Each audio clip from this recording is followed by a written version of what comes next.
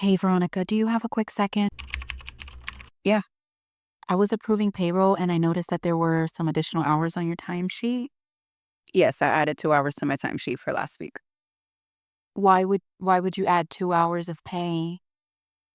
Well, because you called me at home on Thursday, remember?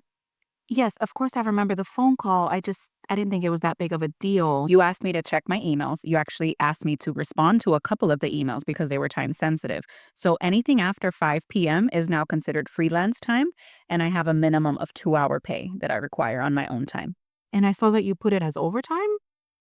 Yes, of course I put it as overtime. It was over the 40 hours that I had already provided you for the week. I just don't know if upper management's gonna approve this. I I don't know if they're gonna approve the 2 hours. What do you mean you don't know if they'll approve it? Did you ask them for approval before you called me at home and asked me to do work on my own time? I don't know how you're going to figure this out, but I worked.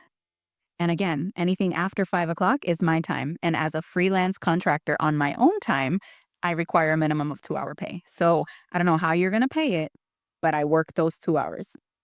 It took me just about those 2 hours to read all the emails you wanted me to read and respond to them. So I'm not sure how you're going to figure it out, but I expect to see those 2 hours on my paycheck. Your generation is something else.